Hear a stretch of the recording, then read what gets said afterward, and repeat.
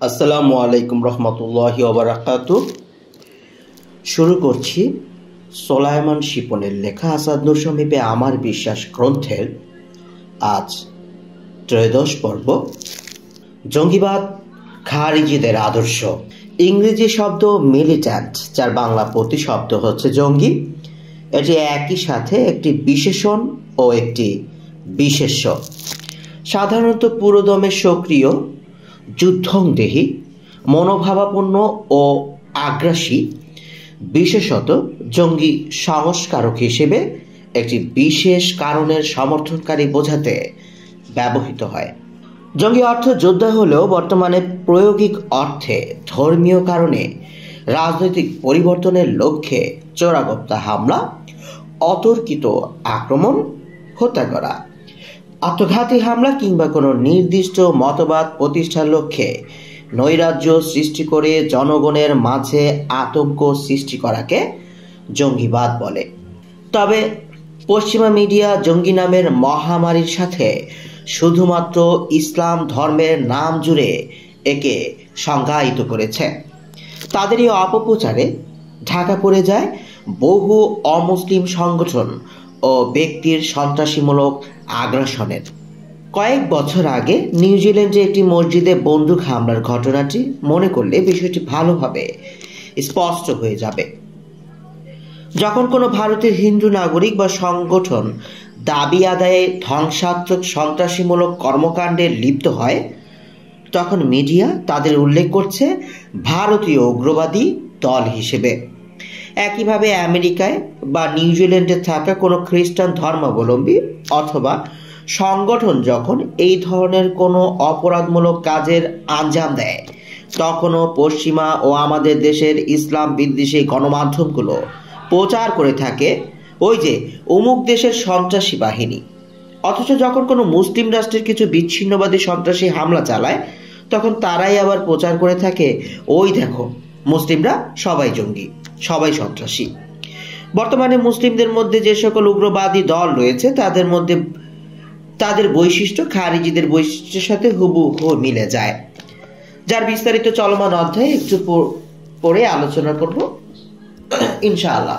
প্রিয় নবী মুহাম্মদ সাল্লাল্লাহু আলাইহি ওয়াসাল্লাম আমাদের নির্দেশনা দেন, দাবি আদায়ে চরমপন্থী হয়ো না, মানুষকে সুসংবাদ দাও, হতাশাগ্রস্ত করো না।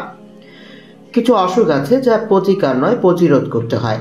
একটি সমাজ ও রাষ্ট্রের জন্য জঙ্গিবাদ একটি অভিসম্পাতের নাম। যেহেতু জঙ্গিবাদ এক ধরনের ভ্রান্ত চেতনার তৈরি, তাই অধিক উত্তম হবে একে পেশিশক্তি না দিয়ে জ্ঞানের মাধুর্য দিয়ে দমন করার চেষ্টা করা। শুধুমাত্র আইন শৃঙ্খলা বাহিনী দিয়ে গ্রেপ্তার করে শাস্তির বিধান নিশ্চিত করা হলেও সামরিক প্রতিকার ঘটবে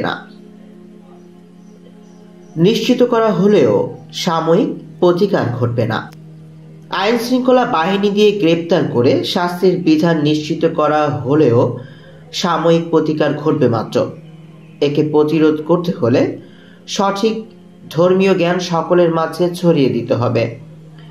ধর্মের নামে যারা শান্তি বিনষ্ট করে এরা নিঃসন্দেহে বোকা ছাড়া আর কিছুই নয়।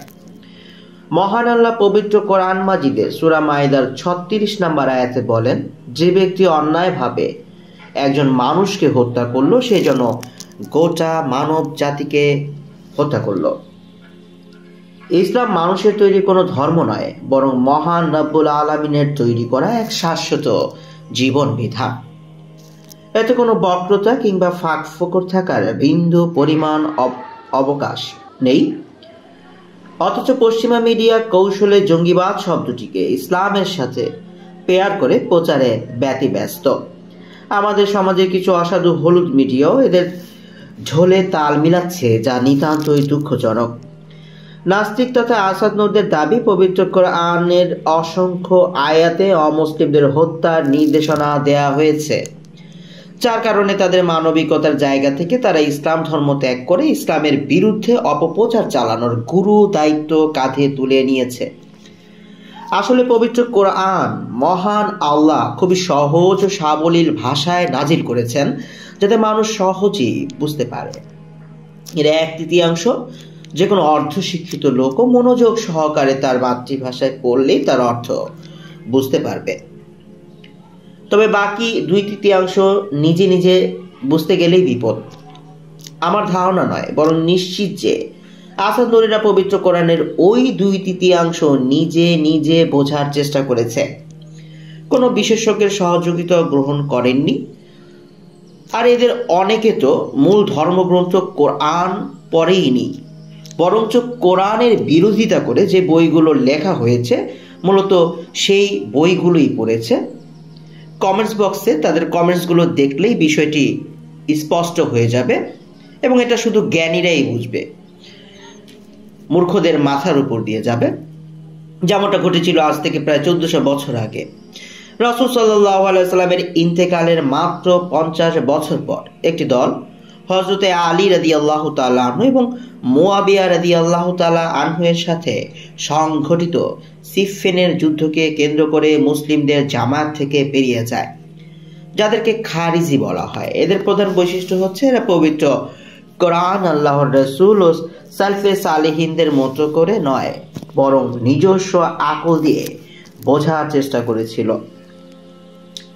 ইসলাম বিদ্বেষী অমুসলিম ও নাস্তিক সমাজ ইসলামের নামে অপপ্রচার চালায় পবিত্র কোরআনের জিহাদিমূলক আয়াতগুলোর অপব্যাখ্যা এবং প্রসঙ্গ ছাড়া উদ্ধৃতির মাধ্যমে, অথচ যা নাজিল করা হয়েছে সাধারণ জনসাধারণের উদ্দেশ্য নয়, একদল মুসলিম মুজাহিদ সশস্ত্র সেনাবাহিনীর উদ্দেশ্যে। উদাহরণস্বরূপ, নাস্তিকদের ইসলামের সাথে নাম জড়িয়ে দেওয়ার অন্যতম হাতিয়ার হচ্ছে পবিত্র কোরআনের সূরা তাওবার 5 নম্বর আয়াত। মহান আল্লাহ বলেন, অতঃপর যখন নিষিদ্ধ মাসগুলো অতিবাহিত হয়ে যাবে তখন তোমরা মুশরিকদেরকে যেখানেই পাও হত্যা করো এবং তাদেরকে পাকড়াও করো, তাদেরকে অবরোধ করো এবং তাদের জন্য প্রতিটি ঘাঁটিতে বসে থাকো। তবে যদি তারা তাওবা করে এবং সালাত কায়েম করে আর যাকাত দেয় তাহলে তাদের পথ ছেড়ে দাও, নিশ্চয়ই আল্লাহ বড়ই ক্ষমাশীল, পরম দয়ালু। হঠাৎ পবিত্র কোরআনের এই আয়াতটিকে বিচ্ছিন্নভাবে দেখলে যে কোনো মুসলিমের কাছেও হয়তো মনে হতে পারে যে আল্লাহ বোধহয় অমুসলিমদেরকে ধরে ধরে হত্যা করার নির্দেশ দিচ্ছেন। তবে বাস্তবতা একেবারেই তা নয়।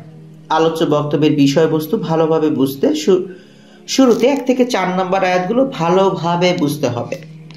আল্লাহ বলেন প্রথম আয়াতে, আল্লাহ তার রাসূলের পক্ষ থেকে সম্পর্ক ছেদের ঘোষণা সেসব লোকের প্রতি মুশরিকদের মধ্য থেকে যাদের সাথে তোমরা চুক্তিবদ্ধ হয়েছিলে। তো রাসূলুল্লাহ সাল্লাল্লাহু আলাইহি সাল্লাম 9ম হিজরিতে আবু বকর রাদিয়াল্লাহু তাআলা আনহুকে হজের আমির করে পাঠানোর পরে এই আয়াতসমূহ নিয়ে আলী রাদিয়াল্লাহু তাআলা আনহুকে পাঠালেন। তিনি কোরবানির দিন ওগুলোকে মানুষের মধ্যে ঘোষণা করলেন। এর সাথে আরো ঘোষণা দিল যে এরপর আর কোনো লোক উলঙ্গ হয়ে তাওয়াফ করবে না, কোনো মুশরিক হজ করবে না, মুমিন ছাড়া কেউ জান্নাতে যাবে না। এভাবে আলী রাদিয়াল্লাহু তাআলা আনহু সেটা বলতেন। যখন অপরাধ হতেন তখন আবু বকর রাদিয়াল্লাহু তাআলা আনহু বলতেন। মক্কা বিজয়ের পর 9 হিজরিতে রাসূল সাল্লাল্লাহু আলাইহি সাল্লাম আবু বকর, আলী এবং অন্যান্য সাহাবা রাদিয়াল্লাহু তাআলা আনহুগণকে কোরআনের এই আয়াতসমূহ বিধান দিয়ে মক্কা পাঠালেন, যাতে তারা তা প্রকাশ্যভাবে ঘোষণা করে দেন। তারা নবীর আদেশ মোতাবেক ঘোষণা করলেন যে কোনো ব্যক্তি উলঙ্গ হয়ে কাবা ঘরে তাওয়াফ করবে না, বরং আগামী বছর থেকে কোনো মুশরিককে বাইতুল্লাহর হজের জন্য অনুমতি দেয়া হবে না। এটি আছে বুখারীর নামাজ ও হজ অধ্যায়, মুসলিমের হজ অধ্যায়। দ্বিতীয় আয়াতে, সুতরাং তোমরা জমিনে বিচরণ করো 4 মাস, আর জেনে রাখো তোমরা আল্লাহকে অক্ষম করতে পারবে না, আর নিশ্চয়ই আল্লাহ কাফিরদেরকে অপদস্থকারী। এই সম্পর্ক ছিন্ন করার ঘোষণা সেই মুশরিকদের জন্য ছিল যাদের সাথে স্থায়ী চুক্তি ছিল, অথবা 4 মাস থেকে কম ছিল, অথবা 4 মাস থেকে বেশি একটি নির্দিষ্ট সময় পর্যন্ত ছিল, কিন্তু তাদের পক্ষ থেকে চুক্তি রক্ষার কোনো আগ্রহ ছিল না, অর্থাৎ চুক্তিটি তারাই আগে ভঙ্গ করে। তখন তাদেরকে 4 মাস মক্কায় থাকার অনুমতি দেয়া হলো। এর মানে হলো যে সেই সময়ের মধ্যে যদি তারা ইসলাম গ্রহণ করে নেয় তাহলে তাদের জন্য এখানে থাকার অনুমতি হবে, অন্যথায় তাদের জন্য জরুরি হবে যে তারা 4 মাস পর আরব উপদ্বীপ থেকে বের হয়ে যাবে। অতঃপর যদি উভয় ইখতিয়ারের মধ্যে কোনো একটা গ্রহণ না করে তাহলে তাদেরকে জঙ্গি কাফের বলে গণ্য করা হবে। তাদের বিরুদ্ধে মুসলিমদের জন্য লড়াই জরুরি হবে, যাতে আরব দেশ কুফর ও শিরক মুক্ত হতে পারে। অর্থাৎ তখন তাদেরকে বলা হলো, এই অবকাশ এই জন্য দেয়া হয়নি যে এখন তোমাদের বিরুদ্ধে ব্যবস্থা গ্রহণ সম্ভব নয়, বরং এতে তোমাদের কল্যাণই উদ্দেশ্য। যে ব্যক্তি এর মধ্যে তওবা করে মুসলিম হতে চাইবে সে মুসলিম হয়ে যাবে, নতুবা জেনে রাখো তোমাদের ব্যাপারে আল্লাহ যে সিদ্ধান্ত ও ইচ্ছা রয়েছে তা তোমরা কোনো ক্রমে ব্যর্থ করতে পারবে না, এবং আল্লাহর পক্ষ থেকে অবধারিত লাঞ্ছনা অপমান থেকে পরিত্রাণ পেতে পারবে না। তৃতীয় আয়াত, আর মহান হজের দিন মানুষের প্রতি আল্লাহ ও তার রাসূলের পক্ষ থেকে ঘোষণা, নিশ্চয়ই আল্লাহ মুশরিকদের থেকে দায়মুক্ত এবং তার রাসূল। অতএব যদি তোমরা তওবা করো তাহলে তা তোমাদের জন্য উত্তম, আর যদি তোমরা ফিরে যাও তাহলে জেনে রাখো তোমরা আল্লাহকে অক্ষম করতে পারবে না। আর যারা কুফরি করেছে তাদের তুমি যন্ত্রণাদায়ক আযাবের সুসংবাদ দাও। অর্থাৎ জিলহজের 10 তারিখ কুরবানির দিন, আর মহান হজের দিনে আল্লাহ তার রাসূলের পক্ষ থেকে মানুষের প্রতি এটা ঘোষণা যে নিশ্চয়ই আল্লাহ মুশরিকদের সম্পর্কে আল্লাহ দায়মুক্ত তার রাসূলও। এখানে মহান হজের দিনে বলতে কি বোঝানো হয়েছে তা নিয়ে মুফাসসিরগণদের মধ্যে মতভেদ রয়েছে। আব্দুল্লাহ ইবনে আব্বাস, আব্দুল্লাহ ইবনে উমর এবং আব্দুল্লাহ ইবনে জুবাইর রাদিয়াল্লাহু তাআলা আনহুম প্রমুখ সাহাবা বলেন এর অর্থ আরাফাতের দিন। ইবনে কাসির রাসূলুল্লাহ সাল্লাল্লাহু আলাইহি ওয়াসাল্লাম ইরশাদ করেছেন, হজ হলো আরাফাতের দিন। তিরমিজি 889। পক্ষান্তরে আলী, আব্দুল্লাহ ইবনে আবি আওফা, মুগীরা ইবনে শুবা, ইবনে আব্বাস সহ সাহাবায়ে কেরামের এক বড় দল এবং অনেক মুফাসসির বলেন এর অর্থ কোরবানির দিন বা 10 জিলহজ।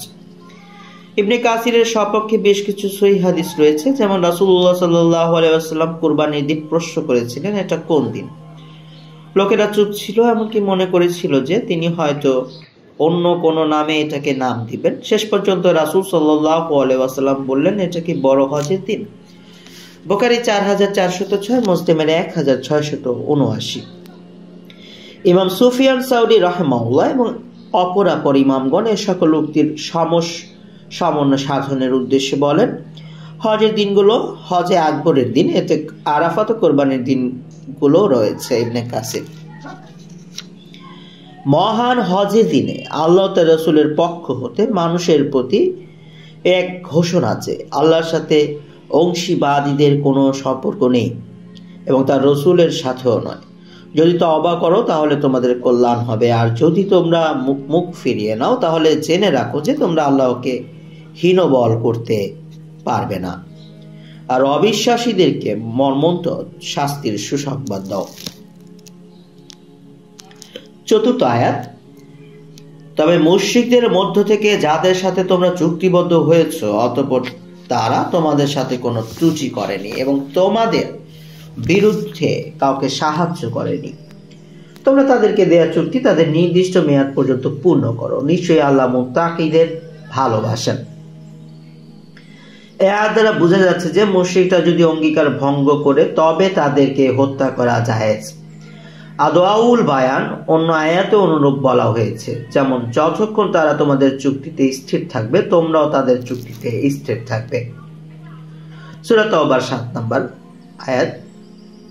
অন্য আয়াতে আরো স্পষ্ট করে বলা হয়েছে, আর যদি তারা তাদের চুক্তির পর তাদের প্রতিশ্রুতি ভঙ্গ করে এবং তোমাদের দিন সম্বন্ধে কটূক্তি করে তবে কুফরের নেতাদের সাথে যুদ্ধ করো। এরা এমন লোক যাদের কোনো প্রতিশ্রুতি নেই, যেন তারা নিবৃত হয়। সূরা তাওবার 12 নম্বর আয়াতে এর বিপরীত কাউকে হত্যা করা জায়েজ নেই। হাদিসে এসেছে রাসূলুল্লাহ সাল্লাল্লাহু আলাইহি ওয়াসাল্লাম বলেছেন, যে কেউ কোনো অঙ্গীকারবদ্ধ অমুসলিমকে হত্যা করবে সে জান্নাতের গন্ধ পাবে না, অথচ এর গন্ধ 40 বছরের পথের দূরত্ব থেকেও পাওয়া যায়। বুখারী 6914 নম্বর হাদিস। কাতাদা বলেন এরা হচ্ছে কুরাইশ মুশরিক যাদের সাথে রাসূলুল্লাহ সাল্লাল্লাহু আলাইহি ওয়াসাল্লাম হুদায়বিয়া সন্ধি করেছিলেন। ওই বছর কোরবানির দিনের পর তাদের সুনির্দিষ্ট মেয়াদের তখনও 4 মাস বাকি ছিল, তাই আল্লাহ তার নবীকে এই সময়টুকু পূর্ণ করার নির্দেশ দিলেন। আর যাদের সাথে কোনো চুক্তি ছিল না তাদেরকে অবকাশ দিলেন মুহররম মাস শেষ হওয়া পর্যন্ত। আর যাদের সাথে চুক্তি ছিল সেই চুক্তি শেষ হওয়ার পর আর কোনো চুক্তি করা হবে না ঘোষণা দিলেন। সুতরাং তারা লা ইলাহা ইল্লাল্লাহ ও মুহাম্মাদুর রাসূলুল্লাহ সাক্ষী দেওয়া পর্যন্ত তাদের সাথে যুদ্ধ চালিয়ে যাওয়ার নির্দেশ দিলেন। তাদের কাছ থেকে অন্য কিছু গ্রহণ করা হবে না। এটা হলো মুশরিকদের চতুর্থ দল। তাদের সাথে যত দিনের চুক্তি ছিল সেই সময় পর্যন্ত তাদেরকে থাকার অনুমতি দেয়া হয়েছে, কেননা তারা চুক্তি পালন করেছিল এবং তার পরিপন্থী কোনো আচরণ প্রদর্শন করেনি। ইসলাম কতটা মানবিক বিষয়টা আরো ভালোভাবে স্পষ্ট হয়ে যাবে 6 নম্বর আয়াতের দিকে লক্ষ্য করলে, যা নাস্তিকরা প্রচার করে থাকে। আসুন দেখি আল্লাহ এখানে কি বলছেন। আর মুশরিকদের কেউ যদি তোমার কাছে আশ্রয় প্রার্থনা করে তবে তাকে আশ্রয় দেবে যাতে সে আল্লাহর কালাম শুনতে পায়, অতঃপর তাকে তার নিরাপদ স্থানে পৌঁছে দেবে। এটি এজন্য যে এরা জ্ঞান রাখে না। লক্ষ্য করুন, পৃথিবীর সবচাইতে মানবিক আর্মি জেনারেল এমন পরিস্থিতিতে কি বলবেন? তিনি হয়তো বলবেন তাদেরকে ছেড়ে দাও, তবে আল্লাহ সুবহানাহু ওয়া তাআলা বলেছেন তাদের নিরাপদ স্থানে পৌঁছে দাও।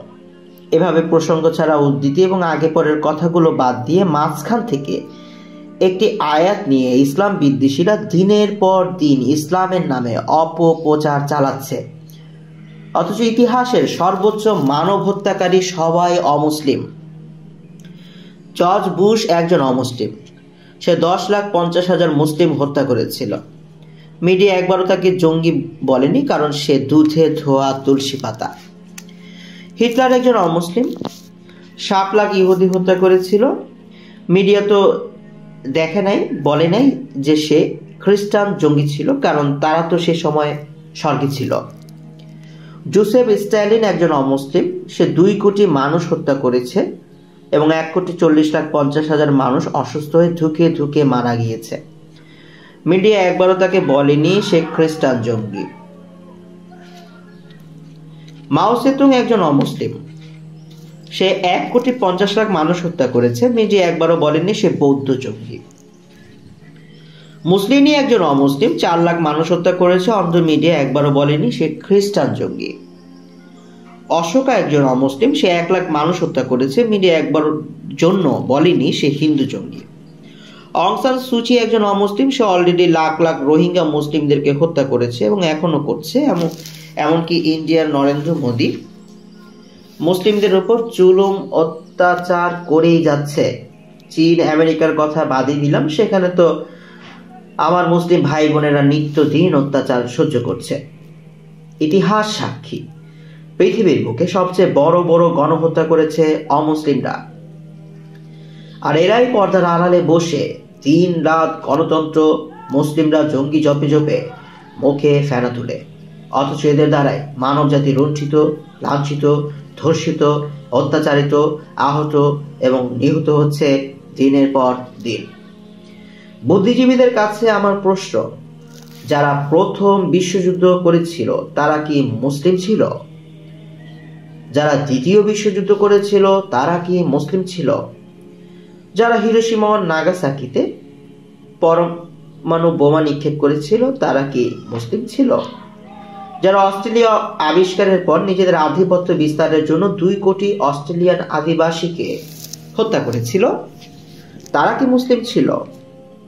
যারা আমেরিকা আবিষ্কারের পর নিজেদের প্রভাব বিস্তারের জন্য উত্তর আমেরিকাতে 10 কোটি এবং দক্ষিণ আমেরিকাতে 5 কোটি রেড ইন্ডিয়ানকে হত্যা করেছিল তারা কি মুসলিম ছিল? যারা 18 কোটি আফ্রিকান কালো মানুষকে কীতদাস বানিয়ে আমেরিকায় নিয়ে গিয়েছিল, যাদের 88% সমুদ্রে মারা গিয়েছিল এবং তাদের মৃতদেহকে আটলান্টিক মহাসাগরে নিক্ষেপ করা হয়েছিল, তারা কি মুসলিম ছিল? 2019 সালে নিউজিল্যান্ডে মসজিদের ভিতর সন্ত্রাসী হামলা চালায় কে? সে কি মুসলিম ছিল? আজও ফিলিস্তিন, Yemen, Syria, Libya, Iraq, Iran, Afghanistan, Jammu Kashmir সহ পৃথিবীর বিভিন্ন দেশগুলোতে লাখ লাখ মুসলমানদের হত্যা করা হচ্ছে, তারা কি মুসলমান? সেই উত্তরগুলো পরিষ্কারভাবে সবারই জানা। এসব মহা সন্ত্রাসী অমানবিক কার্যকলাপের সাথে মুসলমানরা কখনোই জড়িত ছিল না। এরা অপরাধ করে দোষ দেয়া হয় মুসলমানদের। আবার কিছু হলুদ সাংবাদিক আছে যারা কথায় কথায় জঙ্গিয়া সন্ত্রাসী খুঁজে পায় মুসলিমদের ভেতর। এবার আসুন খারিজিদের প্রসঙ্গে ফিরে যায়।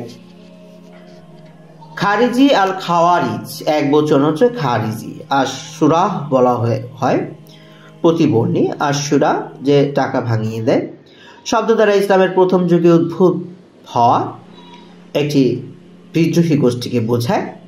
সপ্তম শতাব্দীতে এই গোষ্ঠীর উদ্ভব হয়েছিল। ইরাকের দক্ষিণাংশে তারা কেন্দ্রীভূত হয়েছিল। আহলে সুন্নাহ ওয়াল জামাত থেকে খারিজিরা ভিন্ন মত পোষণ করত। পরবর্তীতে সময়ের সাথে সাথে খারিজিরা সংখ্যায় বৃদ্ধি পায়। খলিফা আলী বিন আবু তালিবের শাসন শুরু হওয়ার পর তারা প্রথমে তা মেনে নেয়, তবে পরে শাসন প্রত্যাখ্যান করে। আলী নিজেও আব্দুর রহমান বিন মুলজিম নামক একজন খারিজির হাতে নিহত হন। উৎপত্তি: ইসলামের তৃতীয় খলিফা ওসমান বিন আফফানের 656 সালে শহীদ হবার পর মুসলিম সম্প্রদায়ের উপর রাজনৈতিক নেতৃত্বের সংগ্রাম প্রেক্ষাপটে প্রথম ফিতনার সময়ে খারিজিদের উদ্ভব হয়। আলী নবী মুহাম্মদ সাল্লাল্লাহু আলাইহি ওয়াসাল্লামের জামাতা এবং চাচাতো ভাই। খলিফা নির্বাচিত হন, কিন্তু শীঘ্রই বিরোধিতার মুখোমুখি হতে হয় তাকে। প্রথমে তালহা বিন ওবায়দুল্লাহ, জুবাইর বিন আল আওয়াম এবং রাসূলুল্লাহ সাল্লাল্লাহু আলাইহি ওয়াসাল্লামের স্ত্রী আয়েশা এবং পরে বিলাদ আর শামের গভর্নর এবং ওসমানের চাচাতো ভাই প্রথম মুয়াবিয়া থেকে বাধা আসতে থাকে। ফলে 657 সালের জুলাই মাসে সিফফিনের যুদ্ধে আলী ও মুয়াবিয়া একে অপরের মুখোমুখি হন।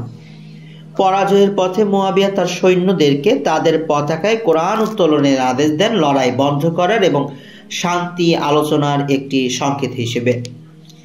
আলী সৈন্যদলের কোরআন পাঠকরা ধার্মিক দল এই অঙ্গভঙ্গি দ্বারা অনুপ্রাণিত হয়েছিল, যাকে তারা আল্লাহর কিতাবের কাছে আবেদন হিসেবে ব্যাখ্যা করেছিল এবং আলীকে অবিলম্বে লড়াই বন্ধ করার দাবি জানান। অনিচ্ছুক হলেও তাকে চাপ এবং তার বিরুদ্ধে সহিংসতার হুমকির মুখে নতি স্বীকার করতে হয়েছিল। কোরআনের আলোকে বিরোধ নিষ্পত্তির আদেশ সহ আলী ও মুয়াবিয়া উভয়ের প্রতিনিধিদের নিয়ে একটি সালিশ কমিটি স্থাপন করা হয়েছিল। যদিও আলীর সেনা বাহিনীর অধিকাংশ এই চুক্তি গ্রহণ করে, কিন্তু একটি দল, যাদের বেশিরভাগই তামিম গোত্রের, তারা সালিশিতে তীব্র আপত্তি জানায় এবং বিচার শুধুমাত্র আল্লাহর স্লোগান দেয়। আলেমদের অভিমত: খারিজিদের আবির্ভাবের ব্যাপারে ইসলামী নবী মুহাম্মদ সাল্লাল্লাহু আলাইহি ওয়াসাল্লামের একটি হাদিসকে আলেমগণ উল্লেখ করে থাকেন। আবু সাঈদ আল খুদরি রাদিয়াল্লাহু তাআলা আনহু বলেন, ইয়ামান থেকে আলী রাদিয়াল্লাহু তাআলা আনহু মাটি মিশ্রিত কিছু স্বর্ণ প্রেরণ করেন।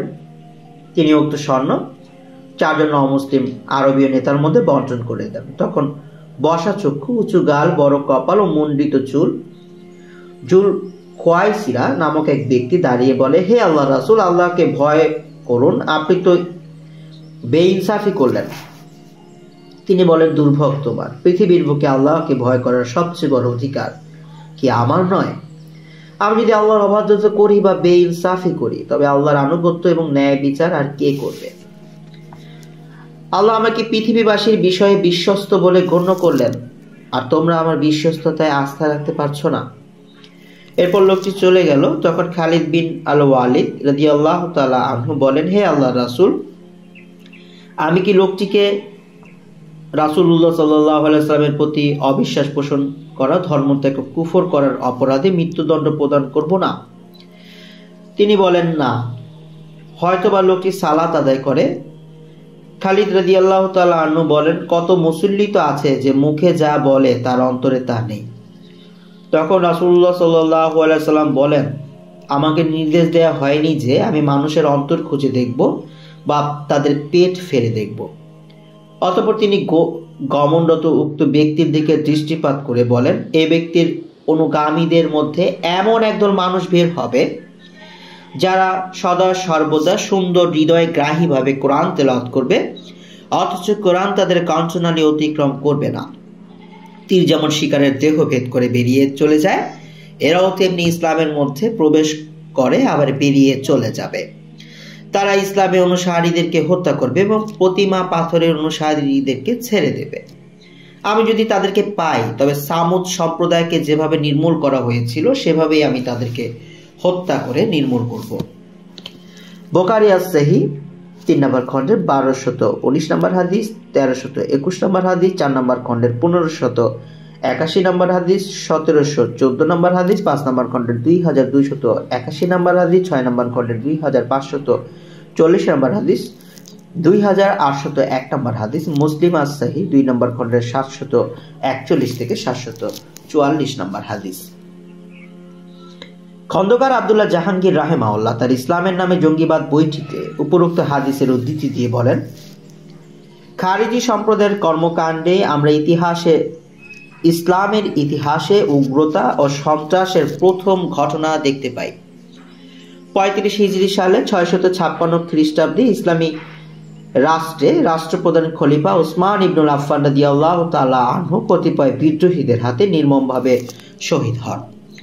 বিদ্রোহীদের মধ্যে রাষ্ট্র ক্ষমতা দখলের বা রাষ্ট্রপ্রধান হওয়ার মতো কেউ ছিল না। তারা রাজধানী মদিনার সাহাবীগণকে এ বিষয়ে চাপ দিতে থাকে। এক পর্যায়ে আলী রাদিয়াল্লাহু তাআলা আনহু খিলাফতের দায়িত্বভার গ্রহণ করেন।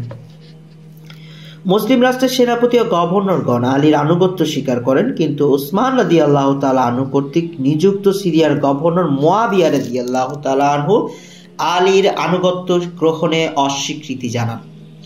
তিনি দাবি জানান যে আগে খলিফা ওসমান হত্যাকাণ্ডের বিচার করতে হবে। আলী রাদিয়াল্লাহু তাআলা আনহু দাবি জানান যে ঐক্যবদ্ধ হয়ে রাষ্ট্রীয় শৃঙ্খলা ফিরিয়ে আনার পূর্বে বিদ্রোহীদের বিচার শুরু করলে বিশৃঙ্খলা বৃদ্ধি পেতে পারে। কাজে আগে আমাদের ঐক্যবদ্ধ হতে হবে।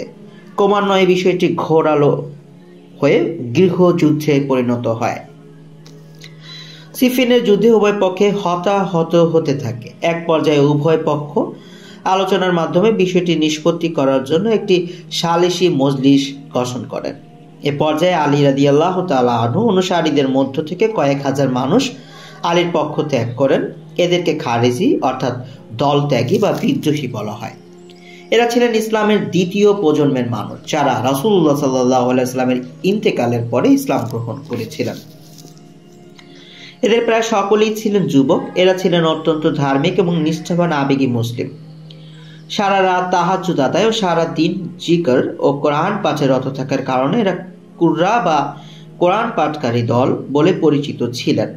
এরা দাবি করেন যে একমাত্র কোরআনের আইন ও আল্লাহর হুকুম ছাড়া কিছু চলবে না। আল্লাহর নির্দেশ অবাধ্যদের সাথে লড়তে হবে।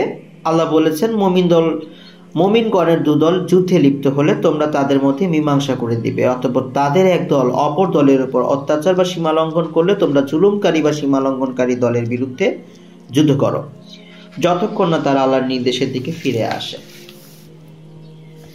এখানে আল্লাহ দ্ব্যর্থহীনভাবে নির্দেশ দিয়েছেন যে সীমা লঙ্ঘনকারী দলের সাথে যুদ্ধ চালিয়ে যেতে হবে যতক্ষণ না তারা ফিরে আসে। মুয়াবিয়া রাদিয়াল্লাহু তাআলা আনহু দল সীমা লঙ্ঘনকারী, কাজেই তাদের আত্মসমর্পণ না করা পর্যন্ত যুদ্ধ চালিয়ে যেতে হবে। আত্মসমর্পণের আগে যুদ্ধ থামানো বা এই বিষয়ে মানুষকে সালিশ বানানোর অর্থই আল্লাহ যা অবতীর্ণ করেছেন তার ব্যতিক্রম বিধান দেয়া। এছাড়া আল্লাহ বলেছেন, হুকুম শুধু আল্লাহরই। কাজে মানুষকে ফায়সালা করার দায়িত্ব প্রদান কোরআনের নির্দেশের স্পষ্ট লঙ্ঘন। আল্লাহ আরো বলেছেন, আল্লাহ যা অবতীর্ণ করেছেন তদনুসারে যারা বিধান দেয় না তারাই কাফির। আলী ও তার অনুগামীরা যেহেতু আল্লাহ নাজিল করা বিধান মতো মুয়াবিয়ার সাথে যুদ্ধ না চালিয়ে সালিশের বিধান দিয়েছেন, সেহেতু তারা কাফির। তারা দাবি করেন আলী রাদিয়াল্লাহু তাআলা আনহু, মুয়াবিয়া রাদিয়াল্লাহু তাআলা আনহু ও তাদের অনুসারীরা সকলেই কোরআনের আইন অমান্য করে কাফির হয়ে গিয়েছেন। কাজেই তাদের তওবা করতে হবে। তারা তাদের কর্মকে অপরাধ বলে মানতে অস্বীকার করলে তারা তাদের সাথে যুদ্ধ শুরু করে। খারিজিরা তাদের মতের পক্ষে কোরআনের বিভিন্ন আয়াত উদ্ধৃত করতে থাকেন। আব্দুল্লাহ ইবনে আব্বাস রাদিয়াল্লাহু তাআলা আনহু অন্যান্য সাহাবী তাদেরকে এই মর্মে বোঝাতে চেষ্টা করেন যে কোরআন ও হাদিস বোঝার ক্ষেত্রে সবচেয়ে পারঙ্গম হলেন রাসূলুল্লাহ সাল্লাল্লাহু আলাইহি ওয়াসাল্লামের আজীবনের সহচর সাহাবীগণ। কোরআন ও হাদিসে তোমরা যে অর্থ বুঝেছ তা সঠিক নয়, বরং সাহাবীদের ব্যাখ্যাই সঠিক। এতে কিছু মানুষ উগ্রতা ত্যাগ করলেও বাকিরা তাদের মতকে সঠিক বলে দাবি করেন। তারা সাহাবীদেরকে দালাল, আপোষকামী অন্যায়ের সহযোগী ইত্যাদি মনে করে তাদের বিরুদ্ধে যুদ্ধ করে ইসলাম প্রতিষ্ঠার সংগ্রাম চালিয়ে যেতে থাকে। সালিসি ব্যবস্থা আলী রাদিয়াল্লাহু তাআলা আনহু ও মুয়াবিয়া রাদিয়াল্লাহু তাআলা আনহু এর মধ্যকার বিবাদ নিষ্পত্তিতে ব্যর্থ হওয়াতে তাদের দাবি ও প্রচারণা আরো জোরদার হয়। তারা আবেগী যুবকদেরকে বোঝাতে থাকে যে আপোষকামিতার মধ্য দিয়ে কখনো হক প্রতিষ্ঠা হতে পারে না, কাজেই দিন প্রতিষ্ঠার জন্য কোরআনের নির্দেশ অনুসারে জিহাদ চালিয়ে যেতে হবে। ফলে বৎসর খানেকের মধ্যেই তাদের সংখ্যা ৩-৪ হাজার থেকে বৃদ্ধি পেয়ে প্রায় ২৫ থেকে ৩০ হাজারে পরিণত হয়। ৩৭ হিজরিতে মাত্র ৩ থেকে ৪ হাজার মানুষ আলী রাদিয়াল্লাহু তাআলা আনহু এর ধর্ম ত্যাগ করেন, অথচ ৩৮ হিজরিতে নাহাওয়ানদের যুদ্ধে আলীর বাহিনীর বিরুদ্ধে খারিজি বাহিনীতে প্রায় ২৫,০০০ সৈন্য উপস্থিত ছিল। তারা মনে করে যেহেতু আলী রাদিয়াল্লাহু তাআলা আনহু মুয়াবিয়া রাদিয়াল্লাহু তাআলা আনহু মুসলিম উম্মাহকে খোদা দ্রোহিতার মধ্যে নিমজ্জিত করেছেন, সেহেতু তাদেরকে গুপ্ত হত্যা করলেই জাতি এ পঙ্কিলতা থেকে উদ্ধার পাবে। একজন আব্দুর রহমান ইবনে মুলজিম নামে এক ব্যক্তি ৪০ হিজরির রমজান মাসের ২১ তারিখে ফজরের সালাতের পূর্বে আলী যখন বাড়ি থেকে বের হন তখন বিষাক্ত তরবারি দ্বারা তাকে আঘাত করে। আলী রাদিয়াল্লাহু তাআলা আনহু শাহাদাতের পরে উত্তেজিত সৈন্যরা যখন আব্দুর রহমানের হস্তপদ কর্তন করে তখন সে মোটেও কষ্ট প্রকাশ করে না, বরং আনন্দ প্রকাশ করে। কিন্তু যখন তারা তার জিহ্বা কর্তন করতে চায় তখন সে অত্যন্ত আপত্তি ও বেদনা প্রকাশ করে। তাকে কারণ জিজ্ঞাসা করা হলে সে বলে, আমি চাই যে আল্লাহর জিকর করতে করতে আমি শহীদ হব। এই গুপ্ত ঘাতককে প্রশংসা করে তাদের এক কবি ইমরান ইবনু হিত্তান বলেন, কত মহান ছিলেন সে নেককার মুত্তাকি মানুষটি, যিনি সে মহান আঘাতটি করেছিলেন। সে আঘাতটির দ্বারা তিনি আরশের অধিপতির সন্তুষ্টি ছাড়া আর কিছুই চাননি। আমি প্রায় তার স্মরণ করি এবং মনে করি আল্লাহর কাছে সবচেয়ে বেশি সওয়াবের অধিকারী মানুষ তিনি। আলী রাদিয়াল্লাহু তাআলা আনহু অন্যান্য সাহাবীদের নিষ্ঠা ও ধার্মিকতার কারণে এদের প্রতি অত্যন্ত দরদ অনুভব করতেন। তারা এদেরকে উগ্রতার পথ থেকে ফিরিয়ে আনার জন্য অনেক কষ্ট করেন, কিন্তু সকল চেষ্টা ব্যর্থ হয়। তারা তাদের ব্র্যান্ডের ইসলাম বা ইসলাম সম্পর্কে তাদের নিজস্ব চিন্তা ও ব্যাখ্যা পরিত্যাগ করতে অস্বীকার করেন। আলীকে প্রশ্ন করা হয়, এরা কি কাফির? তিনি বলেন, এরা তো কুফরি থেকে বাঁচার জন্যই পালিয়ে বেড়াচ্ছে। বলা হয়, তবে কি তারা মুনাফিক? তিনি বলেন, মুনাফিকরা তো খুব কমই আল্লাহর জিকর করে, আর এরা তো রাত দিন আল্লাহর জিকরে লিপ্ত। বলা হয়, তবে এরা কি? তিনি বলেন, এরা বিভ্রান্তি ও নিজ মত পূজার ফিতনার মধ্যে নিপতিত হয়ে অন্ধ বধির হয়ে গিয়েছে। ইসলাম প্রতিষ্ঠার জন্য এদের সংগ্রামী ছিল অত্যন্ত আন্তরিক। আরবি সাহিত্যে এদের কবিতা ইসলামী জজবা ও জিহাদি প্রেরণার অতুলনীয় ভাণ্ডার। এদের ধার্মিকতা সততা ছিল অতুলনীয়। রাত দিন নফল সালাতে দীর্ঘ সেজদায় পড়ে থাকতে থাকতে তাদের কপালে কড়া পড়ে গিয়েছিল। তাদের ক্যাম্পের পাশ দিয়ে গেলে শুধু কোরআন তেলাওয়াতের আওয়াজই কানে আসতো। কোরআন পাঠ করলে বা শুনলে তারা কাঁদতে কাঁদতে বেহুশ হয়ে যেত। পাশাপাশি এদের হিংস্রতা সন্ত্রাস ছিল ভয়ঙ্কর। ৩৭ হিজরি থেকে শুরু করে পরবর্তীতে কয়েক শতাব্দী পর্যন্ত এদের সন্ত্রাস, হত্যা, যুদ্ধ অব্যাহত থাকে। ৬৪ থেকে ৭০ হিজরির দিকে আব্দুল ইবনে জুবাইর ও উমাইয়া বংশের শাসকগণের মধ্যে যুদ্ধে তারা আব্দুল ইবনে জুবাইরকে সমর্থন করে, কারণ তাদের মতে তিনি সত্যিকার ইসলামী শাসন প্রতিষ্ঠা করেছিলেন। কিন্তু তিনি যখন উসমান রাদিয়াল্লাহু তাআলা আনহু ও আলী রাদিয়াল্লাহু তাআলা আনহুকে কাফের বলতে অস্বীকার করলেন, উপরন্তু তাদের প্রশংসা করলেন, তখন তারা তার বিরোধিতা শুরু করে। ৯৯ থেকে ১০০ হিজরির দিকে উমাইয়া খলিফা ওমর ইবনে আব্দুল আজিজ তাদের ধার্মিকতা নিষ্ঠার কারণে তাদেরকে বুঝিয়ে ভালো পথে আনার চেষ্টা করেন। তারা তার সততা, ন্যায় বিচার ও ইসলামের পরিপূর্ণ অনুসরণের বিষয়ে একমত পোষণ করে। তবে তাদের দাবি ছিল উসমান ও আলী রাদিয়াল্লাহু তাআলা আনহুকে কাফির বলতে হবে, কারণ তারা আল্লাহর নির্দেশের বিপরীত বিধান প্রদান করেছেন। এছাড়া মুয়াবিয়া রাদিয়াল্লাহু তাআলা আনহু পরবর্তী উমাইয়া শাসকদেরকেও কাফির বলতে হবে, কারণ তারা আল্লাহর বিধান পরিত্যাগ করে শাসকদের মন গড়া আইনে দেশ পরিচালনা করেন, যেমন রাজতন্ত্র প্রতিষ্ঠা, রাজকোষের সম্পদ যথেচ্ছ ব্যবহারে শাসকের ক্ষমতা প্রদান ইত্যাদি। ওমর ইবনে আব্দুল আজিজ তাদের দাবি না মানতে শান্তি প্রচেষ্টায় ব্যর্থ হয়। তার নিজের শাসন কার্য ইসলাম সম্মত বলে স্বীকার করা সত্ত্বেও তারা তাদের বিরুদ্ধে যুদ্ধ চালিয়ে যাওয়ার সিদ্ধান্তে অটল থাকে। এরা মনে করত যে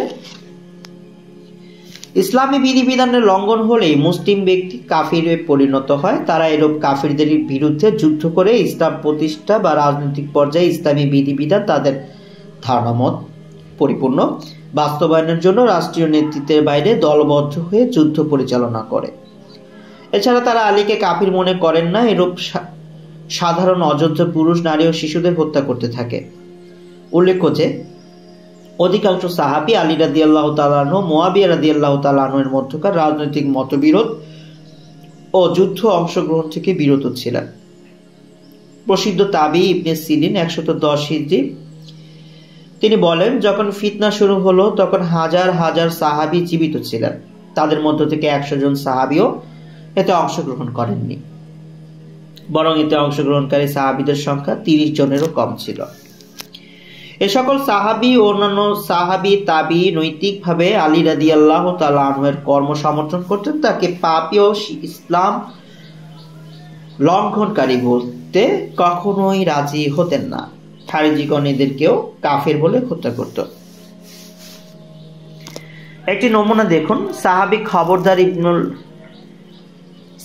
খাব্বার ইবনুল আরাতের পুত্র আব্দুল্লাহ তার স্ত্রী পরিজনদের নিয়ে পথ চলছিলেন। খারিজিগণ তাকে ওসমান রাদিয়াল্লাহু তাআলা আনহু, আলী রাদিয়াল্লাহু তাআলা আনহু সম্পর্কে প্রশ্ন করে।